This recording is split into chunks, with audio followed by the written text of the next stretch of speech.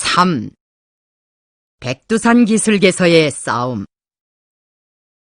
우리가 백두산으로 나온 다음 장백당이 자리 잡고 있는 덩변도, 특히 북부 덩변도 일대는 관동군과 만주국 치안당국에 있어서 매우 골치 아픈 최대의 치안 불량지대로 되었다.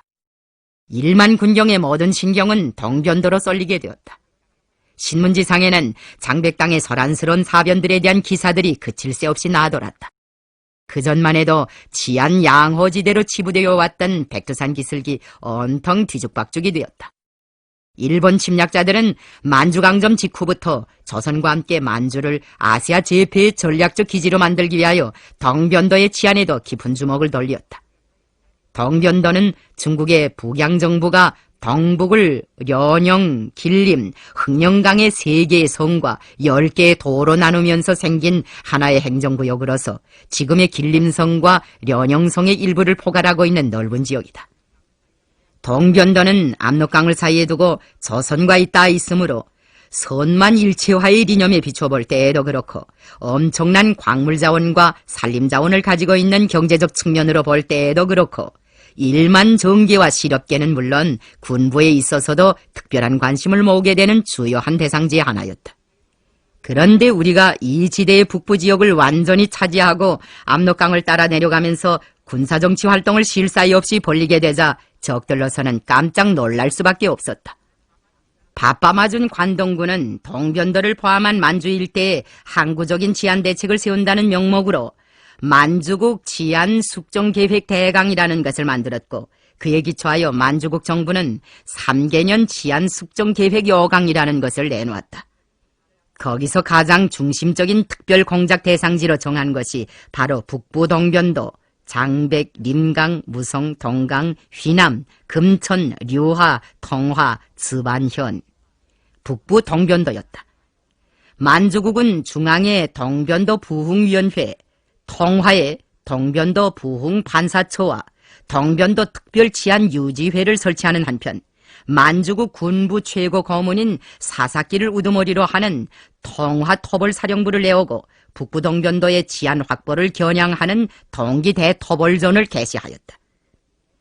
일본 군부의 신경을 제일 날카롭게 자극한 것은 우리 인민혁명군 부대들에 의하여 서간도 땅에서 매일같이 울리고 있는 총소리와 그 뒤에서 도처에 건설되는 백두산 미령망과 지하 광복전선을 핵으로 하는 새로운 형태의 혁명 근거지였다. 이미 도쿄에서는 식민지 조선의 최고 통치자인 조선 총독 미나미 육군대장과 만주의 사실상의 최고 통치자인 관동군 사령관 우에다 육군대장으로 하여금 항일무장 부대들을 완전 소탕하고 치안을 도모할 수 있는 비상대책을 모의하게 하였다. 그리하여 도문회담이라고 부르는 악명 높은 회담이 조만 국경의 자그마한 세관도시 도문에 있는 일본 영사관 분관의 밀실에서 열렸다. 이것만 보아도 얼마 전까지 관동군 사령관 겸 만주국 주재 특명전권 대사로 있었던 미나미가 조선 총독으로 부임되자마자 우에다와 함께 조선 유격대 토벌 문제를 놓고 얼마나 전전긍긍했는가를 가히 알 수 있다. 미나미와 우에다의 밀담에 이어 그 수원들이었던 관동군 헌병대 사령관 도조와 조선 총독부 경무국장 미쯔바시 사이에도 회담이 진행되었다.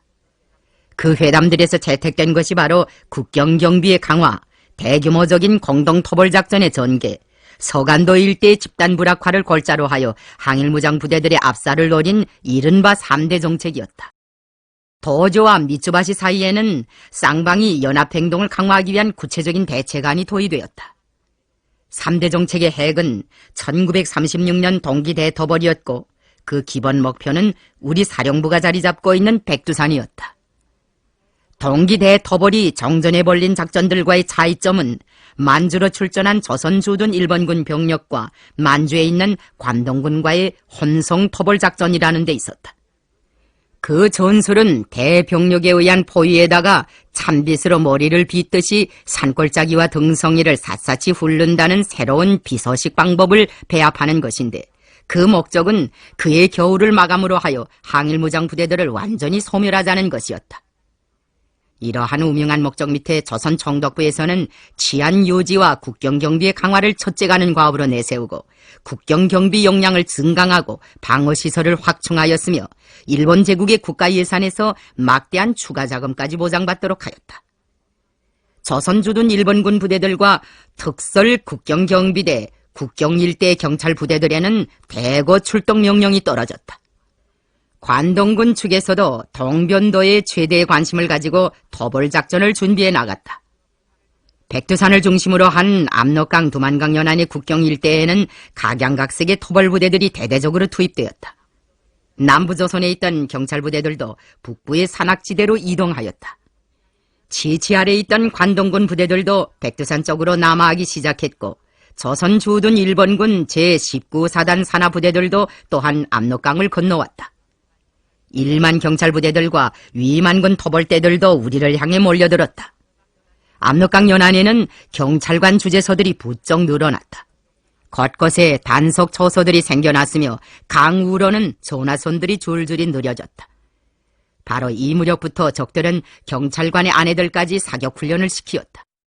달구지나 발구, 말파리 같은 것이나 겨우 드나들던 백두산 일대 산간오지의 오솔길들로는 대포바퀴와 치중마차들이 굴러다니게 되었고 밀림속 곳곳에 군맛 자국이 어지럽게 찍혀지기 시작하였다. 백도밀림에는 그해 초겨울부터 터벌대들이 쫙 깔렸다. 적들은 이번에 터벌을 최종적인 것으로 하여 치안을 결정적으로 확립한다고 하면서 백두산 일대의 밀림을 샅샅이 뒤졌다. 백두산 기슭에서는 조선인민 혁명군과 일본 침략군 사이에 새로운 결전이 바야흐로 박도하고 있었다. 형세는 우리에게 매우 불리하였다. 우선 역량상으로도 적들은 대비할 수 없을 정도로 많았다. 게다가 항공대 지원까지 받는 정의의 무력이 기본을 이루고 있었다. 적들은 행정, 경제, 경찰 등 모든 단위를 다 발동하고 있었으나 우리에게는 발동시킬 것이란 아무것도 없었다. 있는 것은 오직 인민의 은밀한 지원뿐이었다. 보편적인 군사 상식과 경험에 비추어 보면 이런 정황에서는 공격은 설정될 수도 없다. 그러나 우리는 기성관례와 상식을 뛰어넘어 공격 위주의 새로운 우리식 전법으로 적들을 수세에 몰아넣었다. 우리는 1936년 11월에 거미걸 미령에서 조선인민혁명군 군정간부회의를 소집하고 남오도 회의 이후 조선인민혁명군 부대들의 군사정치 활동을 총화하는 한편 적의 동기 대토벌 공세를 격파하고 백두산 근거지를 공급발전시키기 위한 대책을 협의하였다. 우리의 기본 전략은 적의 양적 기술적 우세를 사상적 전술적 우세로 격파하는 것이었다. 우리는 전투원들의 사상적 각오를 고도로 높인 데 기초하여 대부대 활동과 소부대 활동을 적절히 배합하면서 유인 매복전과 불의의 기습전, 철벽의 방어전, 그리고 적의 퇴로를 차단하고 적 대오를 토막내어 소멸하는 전법 등 적극적이며 능동적인 전술을 활용하여 매 전투마다 승리를 거두었다. 우리의 영활한 군사작전에 의하여 적들은 동기 대토벌의 첫걸음에서부터 골탕을 먹었다. 적들은 조선인민혁명군 부대들이 압록강 연안으로 나온 첫 시기에는 우리가 반만군 부대들처럼 거기서 겨울을 나지 못할 것이라고 타산하였다. 하지만 그것은 어산이었다. 적들이 토벌을 강화하면 할수록 우리는 물러서지 않고 밀림 속에 더 깊숙이 숨어서 신출 기머리 수를 쏘가면서 백두산 주변과 압록강 연안 국경 일대에서 더욱 맹렬한 군사정치 활동을 벌여 적들을 수세에 몰아넣고 새로 꾸린 백두산 근거지를 공고화해 나갔다. 적들에게 된매를 안긴 그해 겨울의 수많은 전투들 가운데서 대표적인 것들을 들자면 거미걸 오기 전투와 홍두산 전투, 그리고 도천리, 리명수 전투들을 꼽아야 할 것이다. 거미걸 오기 전투는 우리 미령에 대한 적들의 기습소탕 작전을 앞질러 좌절시킨 방어 전투였다.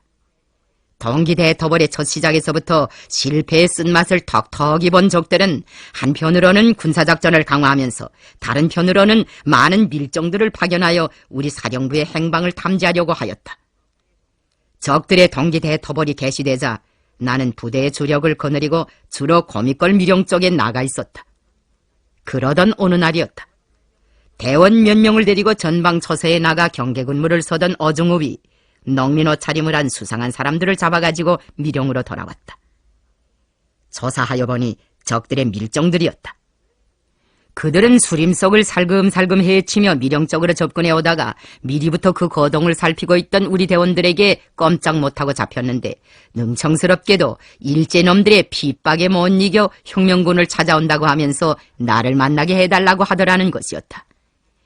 행색이 하도 수상해서 몸을 뒤졌더니 한 놈의 바지괴춤에서 나리시 포런 조막 도끼가 나왔다. 그 도끼는 특무기관에서 살인 흉기로 만든 것이었다. 신문 결과 한 놈은 행상으로 가장하고 이미 여러 해 동안 밀정 노릇을 해오는 악질적인 특무였고 다른 한 사람은 순박한 농민인데 강박에 못 이겨 길잡이로 그와 동행하였다는 것이 밝혀졌다. 그들이 받은 임무는 우리의 정확한 위치를 알아내어 뒤에서 밀림을 샅샅이 훑으며 올라오고 있는 터벌대에 신호를 보내는 것이었다. 밀정의 진술에 의하면 적은 1만 합동 터벌대를 편성하였는데 그중 한 부대는 이도강을 떠나 곧바로 거미골로 밀려오고 다른 한 부대는 16도구의 마가자 서북쪽을 거쳐 유격대 밀령으로 접근하고 있는데 자기들이 약속된 소리 신호를 하게 되면 곧 공격을 하기로 되어 있다고 하였다. 밀정은 이 터벌을 회령에 있는 비행기들이 지원하게 되어 있다고 하였다. 그의 진술은 우리 정찰조들이 수집한 정보자료와 일치하였다. 그러나 적들은 아직 포위환을 완전히 형성하지 못하고 있었다. 밀정을 통하여 사령부의 위치를 끼임새 맡은 적들은 결국 라남 19사단 산하 1번군 터벌대와 이도강에 주둔하고 있던 위만군 터벌대를 거미걸로 들이밀어 사령부와 우리의 주력을 불의에 타격함으로써 불안의 화근을 송두리째 뽑아버리려고 하였던 것이다. 정황은 매우 불리하고 위급하였다. 적들이 수색을 벌리면서 미령으로 저여들고 있는 형편에서 우리는 미령 근처의 유리한 지대에서 적을 치고 슬쩍 빠져나갔다가 되돌아가는 적을 삼계골 지대에서 밤을 영하여 한 번 더 때리기로 하였다. 거미골의 남쪽은 깊은 골짜기로 이루어져 있었다. 적의 주력이 들어오게 되어 있는 골에는 잘룩한 병모가지처럼 묘하게 생긴 것이 있었다. 이 골의 양쪽 비탈은 경사가 몹시 급한 벼랑을 이루고 있어 벼랑을 잘 타는 산짐승들조차도 발을 붙일 수 없었다. 적들을 좁은 홈통 속에 몰아놓고 적치기에는 둘도 없는 싸움터였다. 나는 이중대와 사중대를 서북쪽과 동북쪽 고지들에 매복시키고 거란 깊은 곳에 허위 진지를 만들게 하였다. 그리고 몇 명의 대원들을 거기에 배치하여 마치 주력이 그곳에 있는 것처럼 불도 피우고 소리도 내게 하였다. 그런 다음 유인저를 파견하였다. 적진에 들어가 밤새껏 소란을 피우다가 날이 밝으면 대부대가 움직인 것 같은 흔적을 내면서 철수해 오라고 지시하였다. 날이 오슬오슬해질 때 유인저는 적진으로 들어갔다. 그날 밤의 추위가 몹시 맵졌다. 그러나 나는 매복 위치를 숨기기 위하여 불을 피우지 못하게 하였다. 유인저는 적을 우리 주력이 배치되어 있는 것으로 끌어오려고 거울 바닥에 대부대가 지나간 듯이 무질서한 발자국을 내면서 호위진지 쪽으로 올라갔다. 잠시 후에 그쪽 산비탈에서는 여러 개의 우등불 연기가 솟구쳐 오르고 떠들썩한 노랫소리가 들려왔다. 그 모든 것은 미리 짜준 유인 각본에 따르는 기만 동작이었다. 우리의 유인조를 뒤따라 고란에 기어든 적들의 신경은 우등불을 피워놓고 법석 떠들어대는 허위 진지 쪽으로 쏠리기 마련이었다. 적의 척후대는 기마대열이었다. 잠시 한자리에 몰켜서서 고란 쪽의 허위 진지를 살펴보며 쑥덕거리던 기마 척후대의 일행 중에서 검정말을 탄 기병 하나가 말무리를 헤치고 나와 골짜기 아래쪽으로 내달렸다. 다른 두 필의 말도 그 말을 따라갔다. 반 시간쯤 지나서 기마초쿠대는 길다란 보병정대를 달고 다시 고란에 나타났다. 정대 선두마다에 말을 탄 장교들이 긴 군더를 번쩍거리며 오고 있었다. 그들이 바로 라남 19사단 관아부대 패거리들이었다. 정안군 장교들은 말을 얻어타지 못한 채 병사들과 같이 걸어왔다. 적 부대들의 뒷거리에는 박격포를 분해하여 기름하에 얹은 말들이 뒤따랐다. 다른 골로도 적들이 기어들었다. 분명 포위환을 형성하려는 것이었다. 100여 명 되나마나한 우리 역량에 비하면 실로 5배도 더 되는 어마어마한 토벌 역량이었다. 이 전투에서 적을 다승할 수 있는 비결의 하나는 시간을 쟁취하는 것이었다. 적들이 포이진을 완성하기 전에 1차 타격을 강하게 안기고 슬쩍 빠져서 다음 지점으로 이동해야 하였다. 우리는 밀정을 처단하는 청소리를 신호로 하여 적들에게 선제 타격을 가하기로 하였다. 우리의 신호청소리와 함께 적들은 순식간에 풍지박산이 되었다. 대부분의 적들은 공격 개시 신호를 기다리다가 그대로 나가 노부러졌다. 포탄이 장탄된 포들은 그냥 전장에 나뒹굴었다. 거미꼴 어기의 걸작이는 적들의 무덤으로 되고 말았다. 우리는 전장 수색을 끝낸 다음 어둠을 타서 은밀히 빠져나왔다. 예견대로 정찰자원들은 패잔병들의 안내를 받으며 추격해오던 적의 증언부대가 해가 지자 한 곳에 멀켜 수경 준비를 하고 있다는 적정사료를 사령부에 통보해 주었다. 나는 어종읍에게 적 수경지를 야습하라는 과업을 주었다. 어종읍은 곧 한 개 소대 용량으로 습격전을 모았다. 야간 습격전에는 많은 인원이 필요 없었다. 습격저를 데리고 적의 수경지로 은밀히 접근해간 어종읍은 나무 밑에서 졸고 있는 보초병을 사로잡아 간단한 신문을 하였다. 수경지에 자리 배치를 잘 알지 못하고 섣불리 쳐들어가면 짐꾼으로 끌려온 인민들이 피해를 당할 수 있었다. 보초는 입이 가분가분한 놈이었다. 그는 일본 군대가 수경지 복판을 차지하고 위만군이 그 둘이의 잠자리를 잡았다는 것, 짐꾼으로 끌려온 인민들은 맨 바깥쪽에 총알바지가 될 수 있게 자리를 정해주었다는 것을 실토하였다. 보초는 위만군들만 서고 조선에서 건너온 일본군은 우등불 곁에 젖은 신발들을 걸어놓고 말리우면서 고나게 자고 있다고 하였다. 어중욱은 습격저를 3명씩 나누어 순찰병으로 가장시켰다. 군호를 대면서 보초선을 무사히 통과하여 수경지 한복판으로 깊숙이 들어간 습격조원들은 저 단위로 일본군의 천막을 향해 불의의 사격을 들이댔다. 청소리에 놀라 깨어난 천막 안의 적들은 신발도 찾아 신을 사이 없이 해넘겨쳤다. 저가를 가리지 못하고 제놈들끼리 향방 없이 마구 쏴갈기는 눈먼 총알에 숱한 장절들이 비명을 지르며 나가 너부러졌다. 수경지 안은 마치 돌둥지를 쑤셔놓은 것처럼 발칵 뒤집히었다. 습격자원들은 적이 혼란된 틈을 타서 전장 밖으로 감쪽같이 빠져나왔다. 그날 밤 적들은 저들끼리 밤새껏 총격전을 벌여 무리죽음을 내었다. 간신히 살아 도망친 적병들은 거의 다 얼어 죽고 말았다. 신발도 못 신고 터레트도 못 입은 채 들고 뛴 자들이 백두산의 혹한을 이겨낼 리가 없었다. 패잔병들은 수경지 자리에 널려있는 수백 구의 시체들을 그대로 다 운반할 수가 없어 머리만을 잘라서 마대에 넣어가지고는 마차에 처싣고 황황히 달아났다. 거미꼴 오기 전투가 있은 다음에도 우리는 압록강 우안의 여러 고장들에서 맵시 있는 전투들을 하였다. 11월 20일에는 적의 터벌거점의 하나인 장백현 14도구 시가 습격 전투를 하였으며 그 며칠 후에는 13도구 도천리 상천에 있는 적을 기습 소탕하였다. 일부 서부대들은 15도구와 19도구 일대에서 정치군사 활동을 벌였다. 적들은 거미꼴 오기 전투와 뒤이어 계속된 전투들에서 얼마나 혼살이 났던지 그 후 2석 달 동안 우리가 있는 백두산 근처에 얼씬도 하지 못하였다. 그렇다고 하여 그들이 터벌을 완전히 포기한 것은 아니었다. 적들은 시간을 얻어 새로운 터벌을 감행하려고 획책하였다. 우리는 경각성을 높이었다. 전 부대가 밀정들의 침습을 막기 위하여 경계태세에 들어갔다. 다른 한편 적을 군사적으로 제압하기 위한 새로운 전술적 대책도 세웠다. 백두산 기술계는 얼마 동안 정적이 깃들었다. 내가 장백현 19도구 구장 리훈을 미령에 불러다가 지하공작 방향과 방법에 대한 여령을 이야기한 것도 이 시기였고 원어물자를 지고 미령해온 17도구 인민들과 담화를 한 것도 이 무렵이었다. 박달 박인진과의 상봉, 조선인민혁명군 자맹조례의 공포, 조국 광복회 조직들의 급속한 확대, 이 모든 사연들로 하여 1936년 말 1937년 초의 백두산 지구 겨울은 우리의 기억 속에 지금도 인상 깊게 아로새겨져 있다. 그 기억의 한쪽 모퉁이에는 장백현 19도구의 안덕훈 농민도 있다.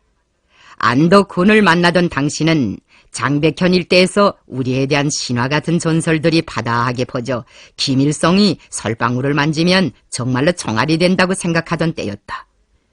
안덕훈은 그런 기담들의 유다른 호기심을 가지고 우리가 자기 집 문턱을 넘어서기 바쁘게 대답하기가 매우 난처한 질문을 연거푸 들이대었다. 다행히도 주인이 아랫방에 있는 김평을 대장으로 알고 그하고만 상대하였기 때문에 나는 거기에 끼어들지 않아도 되었다. 그들의 대화가 아주 해학적이었다. 장군은 3일 전기만이 아니라 훨씬 더 먼 앞날까지 환히 내다본다는 것이 사실입니까? 안덕훈이 김평에게 던진 첫 질문이었다. 사실이고 말고요. 김평은 시치미를 떼고 태연하게 대답하였다. 안덕훈은 만족스러운 표정으로 고개를 끄덕거리었다. 그리고는 또다시 새로운 질문을 들이댔다. 운마을 영감들이 그러는데 장군은 일이 있을 때는 눈을 뜨고 일이 없을 때는 눈을 감는다고 하더구만요. 그것도 사실이라고 믿어야 할까요? 네, 사실로 믿어도 됩니다. 장군은 일이 없을 때는 눈을 감지만 일단 눈을 뜨면 아예 큰 표현이 나지요. 장군이 축지법을 쓴다는 것도 사실입니까? 사실이죠. 장군은 산을 주름 잡아가지고 사방으로 홀홀 날아다니면서 동해번쩍 서해번쩍 하지요. 들리는 소문에는 김 장군이 옛날에 홍길동이도 무색해하는 신출기몰의 장수라더니 과시 그렇구만. 하나같이 어처구니 없는 물음이고 또 그 물음에 못지않게 어처구니 없는 대답이었으나 주인이 하도 정색해서 질문하고 손님이 또한 그에 못지않게 정색해서 대답하는 바람에 나는 그 일문일답을 제지시킬 엄두도 내지 못하고 듣기만 하였다. 더욱이 나를 놀라게 한 것은 평소에 그렇게도 솔직하고 거짓익한 김평이 그런 엉터리 없는 대답을 연방 둘러대면서도 전혀 어색해하거나 면구스러워하지 않는 것이었다. 안덕훈은 김평에게 당신은 장군을 몇 번이나 만나보았는가? 지금 김 장군이 우리 마을에 와 있는가고 물었다. 김평은 이번에도 자주 만나본다. 지금 김 장군이 당신네 마을에 와 있다고 주저없이 대답하였다. 주인이 잠시 밖으로 나간 사이 나는 김평에게 그런 싱거운 소리를 무엇 때문에 하는가고 가볍게 나무랐다. 김평은 웃으면서 인민들이 전설을 믿으면 그 전설을 100% 긍정해 주어야 한다고 하였다. 인민들이 우리 조선에 하늘이 낸 신비로운 장수가 있다고 말하는 것은 그런 장수가 나와서 나라를 찾아주었으면 하는 염원으로부터 출발한 것이고, 그런 천출 장수가 정말로 있다는 믿음을 가지게 되면 빼앗긴 나라를 꼭 되찾을 수 있다는 신심을 안고 우리를 따라 반일 성전에 더 기운차게 떨쳐나설 수 있을 것이기 때문이라는 것이었다.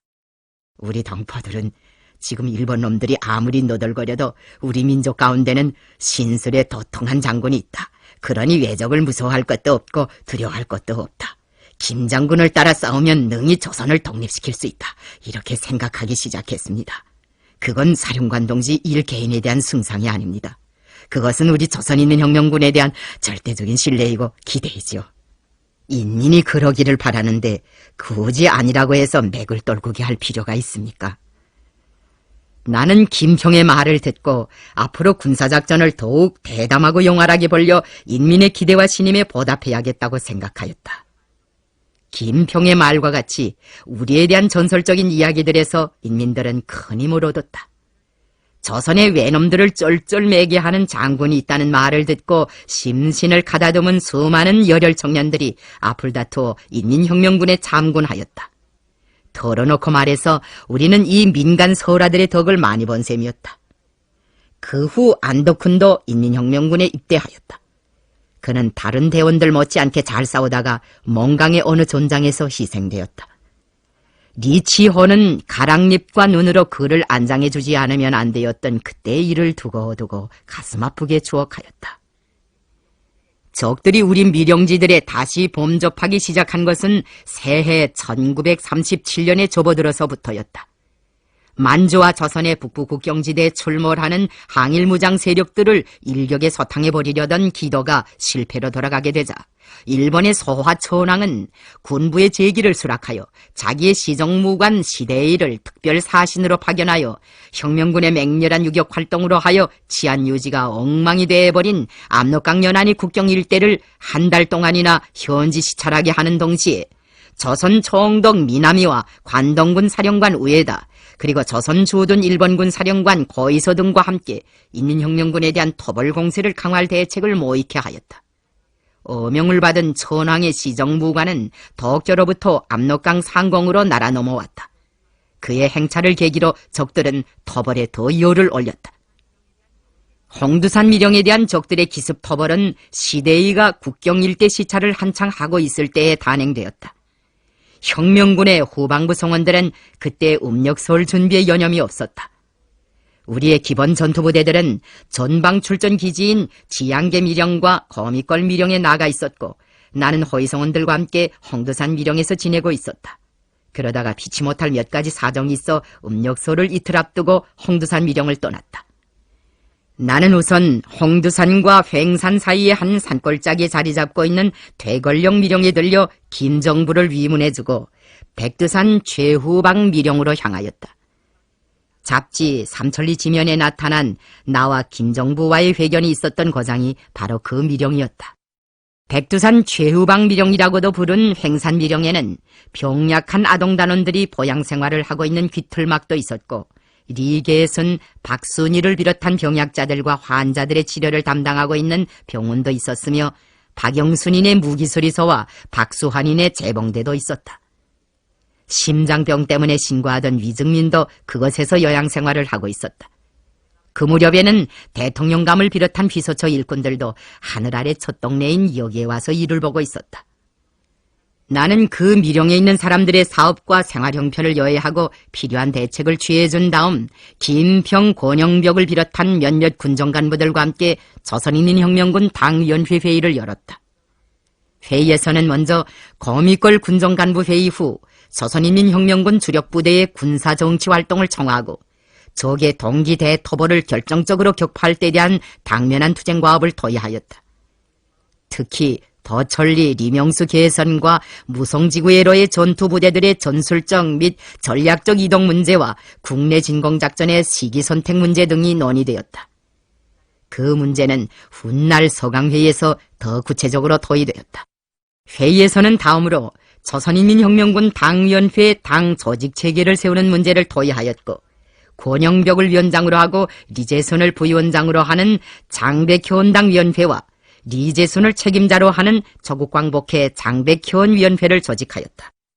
그날의 조선인민혁명군 당위원회 회의는 적의 동기 대토벌을 격파하고 백두산 근거지를 지키는 데서뿐 아니라 우리나라 당조직 건설 역사에서 매우 중요한 의의를 가지는 회의였다. 그 회의에 위증민도 참석하였다. 횡산에서 쇠한 음력설이 매우 인상적이었다. 박영순이 깡통으로 국수분투를 만들어서 넝마국수를 눌러 명절상에 올린 것이 바로 그 음력설이었다. 재봉대에서는 겨주를 빚고 병원 사람들은 우동을 만들었다. 횡산 사람들은 갖가지 진귀한 음식을 차려놓고 우리를 푸짐하게 대접하였다. 위정민은 그 후 횡산미령에서 나와 함께 넝마국수를 맛있게 먹던 1937년 음력서울을 두고두고 회상하면서 기회가 있을 때마다 박영순의 재간을 칭찬하였다. 1937년 음력서울을 생각할 때면 겨방신이라는 중국인 경위대원의 얼굴이 떠오른다. 그때 겨방신은 겨주를 15개나 먹고도 국수 2그릇을 떠먹었다. 겨방신네 5형제는 지양계에서 한날 한시에 참군하였다. 그는 5형제 중에 막내였다. 그래서 우리는 늘 그를 쇼우즈, 5째, 쇼우즈라고 불렀다. 그 쇼우즈가 한 번은 손에 부상을 당한 적이 있었다. 그때 나는 면도칼로 그의 손을 수술해 주었다. 특별한 마취제도 없이 강짜로 한 수술이어서 몹시 아팠을 것이다. 그래도 그는 영케 참았다. 수술자리가 잘 아물지 않아 겨방씨는 변소에 갔다가도 제 손으로 허리띠를 매지 못하였다. 그래서 내가 매번 그를 거들어주지 않으면 안 되었다. 신발이 젖으면 벗겨서 불에 말려 주었다. 한 번은 회의에 참가하려고 경위대원들과 함께 안도현 오도양차에 갔다가 변절자의 밀고로 적에 포위해 둔 적이 있었다. 그때 겨방신이 아주 잘 싸웠는데 그 전투에서 아깝게도 그의 형 하나가 희생되었다.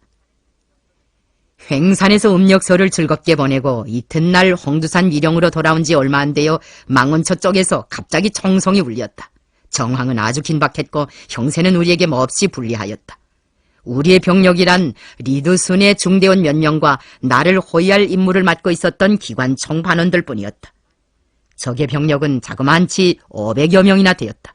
그런데다가 우리 망원처에서 적을 발견하였을 때에는 이미 적들이 우리를 제압할 수 있는 망원처 고지에 거의 다 오른 뒤였다. 나는 즉시 대원들에게 남쪽 능선을 재빨리 차지하라고 명령하였다. 그리고 리도스 중대장에게 망원처에 있는 대원들을 철수시켜 적들에게 길을 열어주도록 하라고 지시하였다. 철수하는 망원처 성원들은 반드시 적들의 눈에 뜨이게 칼릉선을 타고 내려오게 하였다. 칼릉선은 한 발자국이라도 헛디디면 깊은 골짜기의 눈 속에 굴러떨어져 파묻힐 수 있는 외통길이었다. 그 외통길로 적들을 유인하게 되면 한 사람이 100명, 1000명도 능히 지킬 수 있었다. 홍두산 남쪽 능선은 칼릉선으로 달려드는 적을 산꿈보도 내려다보면서 탑색일 수 있는 전술적 지탱점으로서 적들이 퇴각하면 능선 아래 거울 바닥에 몰아넣고 모조리 적칠 수 있는 것이었다. 나의 명령을 받은 망원처 성원들은 적들을 칼릉선으로 유인하였다. 칼릉선과 남쪽 능선 사이의 골짜기는 문자 그대로 적들의 함정골로 되었다. 우리의 승전을 도와준 또 하나의 여인은 명령을 받고 리도스가 남쪽 능선의 비탈을 얼음 강판으로 만들어 놓은 데 있었다. 그 얼음 강판 때문에 적들은 단 한 놈도 우리가 차지한 능선으로 기어오를 수 없었다. 홍두산 전투는 보통 군사 상식으로 보면 도저히 성립되지 않는 싸움이었다. 역량상 엄청난 차이에도 불구하고 우리는 적을 전멸하다시피 하였다. 우리 측에서는 중대장 리도스가 청상을 당하여 후방병원으로 후송되었을 뿐이었다. 전투가 끝난 다음 나는 적들의 수경지에 야간 습격저를 파견하는 한편 무성적으로 빠져나가기 위한 대책을 세웠다. 적들이 일단 물러났지만 불언간 증원대를 끌고 다시 덤벼들 것이기 때문이었다. 우리 인원이 너무 적어서 여기서 싸움을 계속하는 것은 재미없는 일이었다. 이런 때에는 슬쩍 빠져나가는 것이 상책이었다. 우리가 철수 대책을 토의하고 있을 때 거울 아래쪽에서 우리 유격대의 덜격나팔 소리가 울리고 연이어 요란한 총성이 들려왔다. 그것은 어중흡이 인설한 대호가 적들을 녹여내는 소리였다. 어중흡은 인민들로부터 적 토벌대가 홍두산 방향으로 밀려갔다는 말을 듣고 사령부의 안전이 걱정되어 천방지축 달려왔다. 그는 우리가 파견한 야간 습격저와 함께 적의 수경지 먹판을 가로질러 멀 사격으로 얼마 남지 않은 패산병들마저 깡그리 여정냈다. 어중흡은 적을 적친 다음 한익수를 나에게 보내어 부대를 끌고 홍두산으로 들어오라는가고 물어왔다. 나는 홍두산 미령에 대한 적들의 습격이 완전히 좌절된 조건에서 본래 계획대로 움직일 것을 지시하였다. 어중흡은 우리의 지시를 받은 후에도 사령부가 안전하다는 것을 확인하고서야 거미꼴로 되돌아갔다. 어중흡은 참으로 우리에게 충실한 사람이었다.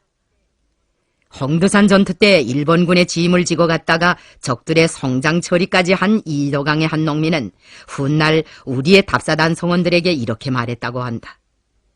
그때 일본 군대는 매 호당 한 사람씩 인부를 강제 징발했습니다. 한 번 그런 데로 끌려갔다 오면 우리는 대개 발에 동상을 입고 심지어는 10발가락이 다 빠져버리기도 했습니다.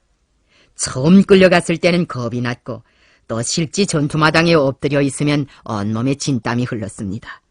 그러나 전투는 언제나 유격대의 승리로 끝났기 때문에 속으로는 어찌나 기뻤던지 피곤을 다 잊어버리곤 했습니다. 그런데 놈들이 도망쳐갈 때면 그 더러운 성장을 끌고 오라고 하는데 여간만 질색이 아니었습니다. 홍두산 전투 때만 해도 어찌나 시체가 많았던지 담가로 다 나를 수 없어서 죽은 놈의 각반을 풀어 목을 매어서 질질 끌고 갔습니다. 언젠가 나는 일본에서 우리를 찾아온 한 언론계 대피단 일행을 만난 적이 있었는데 그 중에 키가 9척이나 되는 신문기자가 한 명 끼어 있었다. 접견석상에서는 내내 아무 말 없이 기록만 하던 그가 오찬회 때에야 불쑥 입을 열고 마음속에 감춰두었던 말을 털어놓았다.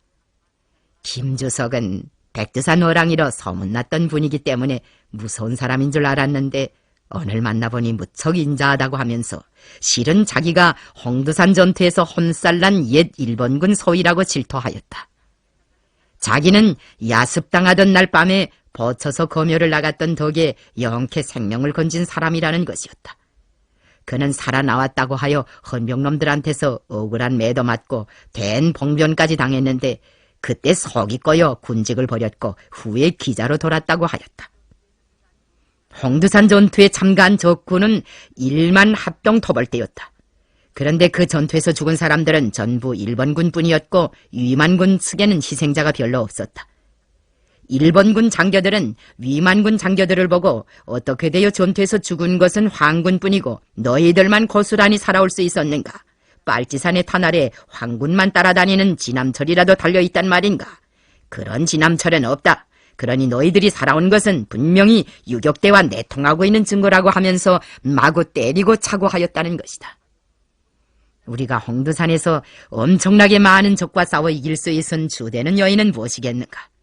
그것은 우리 사람들의 강한 정신력이었다고 말할 수 있다. 필승의 신념, 백절불굴의 투쟁정신, 자력갱생, 간거분투의 혁명정신, 헌신성과 희생성, 이런 정신에 대하여 오늘 우리나라에서는 백두의 혁명정신이라는 말로 통칭하고 있다.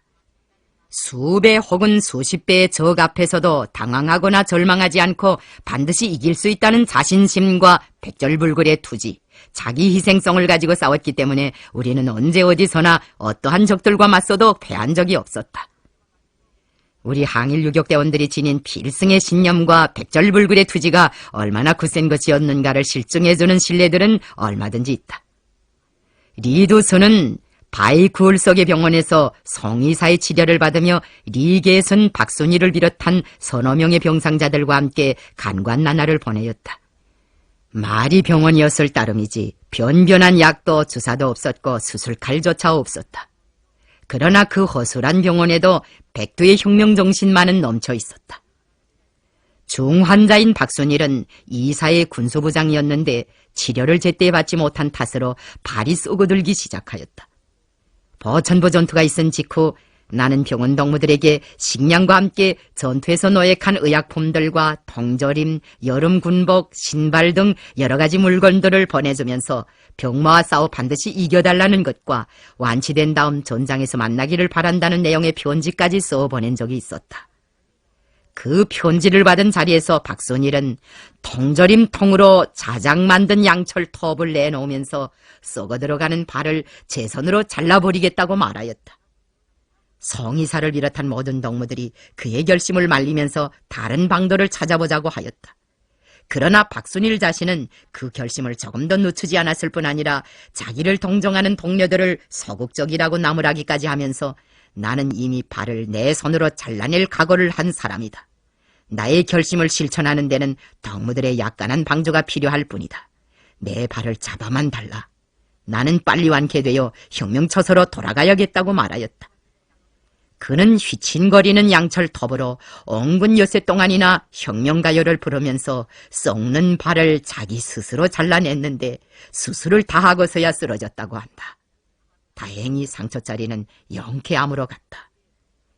그해 초겨울에 병원 동무들은 더 깊은 산중으로 옮겨가 초막을 짓고 거기서 지냈다.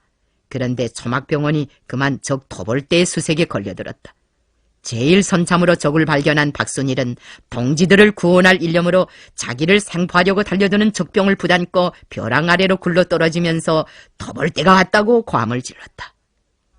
혁명을 위하여서는 스스로 자기 발을 자르면서까지 생명을 귀중히 보존하였지만 동지들을 위하여서는 자기 생명도 서슴없이 바친 이러한 사람들이 바로 백두산에서 살며 싸웠다.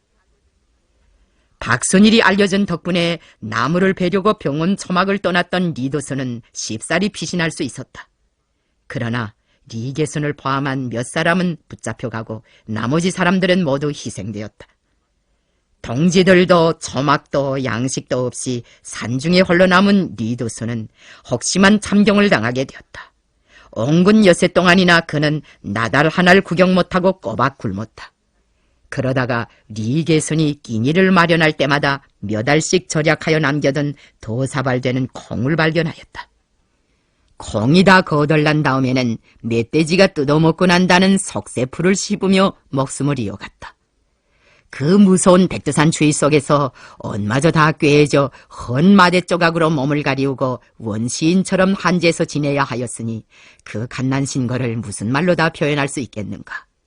까마귀 떼들은 주변의 나무 가지들에 매일같이 날아와 소란스럽게 울어댔다. 때로는 본가라 한 마리씩 날아 내려와서 날개로 그의 얼굴을 슬쩍 다쳐보기도 하였다. 리두스 자신도 죽는 것이 상책이라고 생각하였다. 재 속에 묻어 가까스로 살려오던 불씨마저 쓰러져 버렸던 것이다. 그러나 최후를 각오한 그 순간에 그는 완쾌되어 전장에서 만나자고 한 우리의 당부와 전우들의 안전을 위해 벼락 밑으로 굴러떨어진 박순일의 최후를 상기하였다고 한다. 나에게는 죽을 권리가 없다. 스스로 죽음을 택하는 것은 자기를 희생시켜 나를 살려준 동지들에 대한 배신이다. 살아서 다시 전장에 나서라는 것은 사령관 동지가 내게 준 명령이다. 나는 그 명령을 어길 권리가 없다. 리두스는 살기 위한 필사의 노력을 하였다. 그는 먹을 것도 입을 것도 없는 절의 고도와 같은 산중에서 무려 석 달 20날 동안이나 홀로 지내면서도 기적적으로 목숨을 보존하였다. 리두스와 마찬가지로 박순일과 리겟은 그리고 희생된 모든 전우들도 역시 몸은 한 점의 티끌로 사라지면서도 정신만은 백두의 영봉처럼 도고한 불사조들이었다. 우리는 홍두산 전투가 있은 다음 연이어 더천리 전투와 리명스 전투를 치루었다. 홍두산 전투 후 나는 곧 부대 주력을 이끌고 장백현 하강구 쪽으로 내려갔다. 적들이 백두산 주변 일대에 다시금 대병력을 집중하여 대대적인 수색전을 펴오고 있는 조건에서 새로운 군사작전을 벌이려면 적들의 주의를 다른 데로 돌릴 필요가 있었다. 우리 주력부대가 하강구 방향으로 움직인 것은 적 터벌 역량을 분산시켜 놓고 혼란을 조성한 다음 적의 동기 터벌을 결정적으로 분쇄하려는 전술적 이동이었다. 원래 우리는 음력서울만 지나면 남만 동무들과도 만나기로 약속이 되어 있었다. 부대가 여방자 근방 마을에 이르자 나는 수경 명령을 내리고 더천리의 정찰조를 파견하였다. 정찰조원들은 마을로 내려가던 도중 마침 적정 통보를 가지고 우리의 서부대를 찾아오던 더천리 지하조직원을 만나게 되었다. 그가 가져온 통보에 의하면 우리의 대서부대 대합전술에 걸려들어 겨우내 이리저리 끌려다니다가 호탕을 친 정안군 부대가 우리와 결판을 내겠다며 사령부를 찾아 헤매고 있다는 것이었다. 여방자에서 더천리나 최영감골로 가려면 벚나무, 자작나무, 가시나무와 키가 넘는 갈대들, 새초풀들이 얼기설기 뒤엉킨 무연한 서럭길을 지나야 하였다. 우리는 이 길로 더천리 상천에 갔는데 그때 전령병 최금산이 떨기나무 숲에 들어섰다가 가시에 눈을 찔려 소동이 벌어졌다. 만약 이 30리길에 적들을 끌어들인다면 적들은 외줄로 행군하게 될 것이므로 우리 기본부대가 진대통이 가로놓인 여서여서에 매복했다가 쉽게 놈들을 토막쳐 족칠 수 있을 것이었다. 우리는 우선 서부대 유인전으로 적들이 잔뜩 피로를 느끼게 만들어 놓은 다음 대부대 매복전으로 모조리 소멸할 결심을 내리고 어중읍을 사령부로 불렀다. 나는 어중읍에게 적들을 그 등판의 어설길로 유인해 들여다 토막내어 적치라는 임무를 주었다. 유인저 성원들은 적의 행군 정대가 나타나자 그 선두대열에 일제히 불의 사격을 가하였다. 그리고는 재빨리 몸을 피하여 매복저들이 잠복하고 있는 가시덤불 등판으로 이동하였다. 그것을 알리 없는 적들은 무작정 그들의 뒤를 쫓았다. 우리의 유인저 성원들은 가시덤불이 뒤엉킨 등판길에 들어섰다. 가시덤불은 산 생활에서 단련되지 못한 적들에게 있어서 가시철조망과 같은 장애물이었다. 그 가시덤불의 송아 때문에 적의 대오는 자연히 토막토막 끊어지게 되었다. 매복저 성원들이 적 대열의 도간도간에 불쏘나기를 들씌웠다. 적들은 골짜기를 따라 올리뛰고 내리뛰고 하면서 갈팡질팡하다가는 눈 위에 피를 뿌리며 거꾸라졌다. 수백 명에 달하는 병력이 우리의 토막치기 전술에 걸려들어 녹아나고 말았다. 적들은 날이 어슬어슬해지기 시작하자 수많은 사상자들을 전장에 팽개치고 더천리 부락으로 도망쳤다. 더천리 지하조직에서는 적들이 그날 밤중으로 저들의 서굴로 돌아갈 것 같다는 통보를 보내왔다. 적들은 우리의 야습이 두려워 몹시 서둘고 있다는 것이었다. 우리 부대의 집결 장소에서 더천리 앞 도로까지 가려면 적어도 2시간 남아 걸려야만 하였다. 우리가 그 도로 개선에 가다할 시간을 얻으려면 구실을 만들어 적의 출발 시간을 지연시킬 필요가 있었다. 그래서 나는 도천리 지하 조직에 될수록 적들의 저녁 식사 준비를 질질 끌라는 지시를 주었다. 도천리 지하 조직에서는 우리 부대가 산에서 내려와 매복 위치를 차지할 수 있도록 일부러 식사 준비를 질질 끌었다. 적들은 초조해서 저녁을 빨리 지어달라고 독촉하였지만 지하 조직원인 구장 정동철은 무슨 큰 성이라도 베풀 듯이 정안군 어른들이 뭐처럼 우리 마을에 왔는데 어떻게 대접을 서리 하겠는가고 하면서 닭도 잡게 하고 쌀도 찢게 하는 등으로 식사 준비를 늦잡았다. 결국 적들은 한밤중이 거의나 되어서야 마을에서 떠나게 되었다. 그때는 이미 우리가 도천리 앞에 큰 길 좌우에 매복을 끝내고 반시간 가까이 적들을 기다리고 있을 때였다. 이 매복전에서 우리는 정안군 부대를 완전히 괴멸시켰다. 새초가 깔린 등판에 적의 주검이 한볼 널려 있었다. 유격대원들은 그 시체들에서 총만 벗겨가지고 유유히 철수하였다. 이 시체들을 실어 나르는 데만 해도 24필의 소가 동원되었다고 한다. 서발구 하나에 주검 9구씩 저어 싣고 13도구까지 날아갔다는 것이었다. 그날부터 사람들은 서발구 하나에 9개씩 24발구면 모두 얼마요 하면서 적들이 당한 패배를 깨고서해 하였다. 도천리 전투를 치른 다음 우리 부대는 부음을 골짜기로 옮겨갔다. 그것에서 우리는 남만 동무들을 만났고 그들과의 연합작전으로 또 한 차례 통쾌한 싸움을 하였다. 그것은 적들의 동기 대토벌 작전을 결정적으로 분쇄한 최종 전투였다.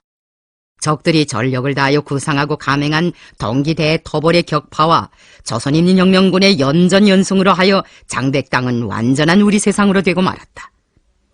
일본 제국주의자들은 조선인민혁명군을 군사적으로 제압하면서 혁명군의 조국 진출을 막아보려고 필사적으로 발악하였으나 오히려 싸움을 벌리는 족족 참패를 면치 못하였다.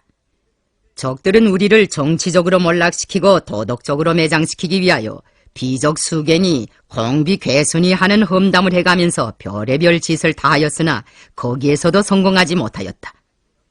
그렇게 되자 그들 자신도 우리의 유격 전술을 놓고 신출기몰이니 승천입진이 하고 아우성을 쳤으며 벌벌 떨었다.